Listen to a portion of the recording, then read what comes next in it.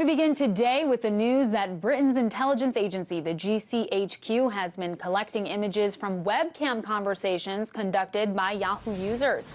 This is all according to documents released by former government contractor Edward Snowden and obtained by The Guardian. The report reveals the details of a surveillance program called Optic Nerve, in which the GCHQ was collecting and storing these images in large quantities, all with the support of the U.S. National Security Agency. In a statement to RT, Yahoo said, "We were not aware nor would we condone this reported activity. This report, if true, represents a whole new level of violation of our users' privacy that is completely unacceptable." To talk a little bit more about how this program was carried out earlier, I spoke with RT's Sarah Firth in London.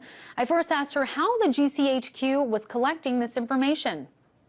Well, this was done via webcam, and British intelligence agency GCHQ, aided by the NSA, had the program codenamed Optic Nerve, and they were essentially collecting still images from millions of Yahoo user accounts, 1.8 million accounts, and saving them to agency databases. And how was this information supposed to be used? Well, the system, it appears, was used for experiments in automated facial recognition. Now, it was used to monitor not just GCHQ's existing targets, but also to discover new targets of interest. And so the searches could be used to try to find terror suspects or criminals, but it was also making use of multiple anonymous user IDs, so scooping up a huge bulk data from what could potentially be completely innocent users. And did the GCHQ distinguish between which of those users were suspected of wrongdoing and those who weren't suspected of wrongdoing? It appears not, and I think that's really what's causing such outrage here, is that it seems that GCHQ were able to access many images completely indiscriminately. The information was collected in bulk, largely anonymous user IDs, as we said, detailed in those documents, and that also means that they'd have been unable to filter out information between US or UK citizens. So no distinctions made there, as we said, indiscriminately collecting this information, and of course that's what has caused so much concern and so much anger from a lot of users already. Absolutely. And of course, also, we're learning that scores of sexually explicit material, in particular, was inadvertently collected. After realizing this, did the GCHQ make any attempts whatsoever to prevent the collection or storage of that kind of content? Well, GCHQ certainly getting a little bit more than I think they were bargaining for there.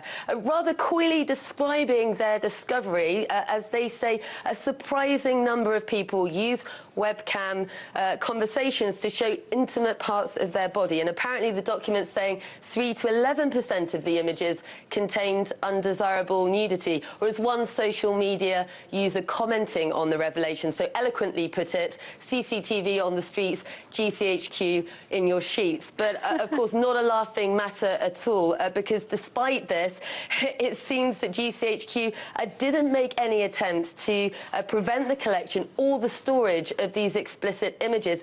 They did eventually, it seems, come to a compromise by excluding images from this facial recognition program that didn't actually include faces. So eventually they did manage to filter out some of the images coming through, but it seems not much effort was made in the collection or indeed storage of those very personal images.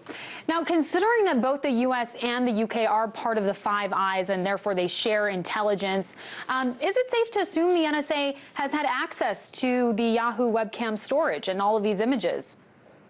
It's pretty unclear at this point exactly how much access NSA had to those Yahoo webcam images. Of course, that is a question a lot of people, including, you'd imagine, Yahoo themselves, are going to be really pushing to get the answer on that. It does seem that policy documents were available to NSA analysts throughout routine information sharing. And as we said, this Optic Nerve codenamed program, a GCHQ operation, but they were aided certainly by the NSA. So that is going to be something that is going to be being looked at very closely right now.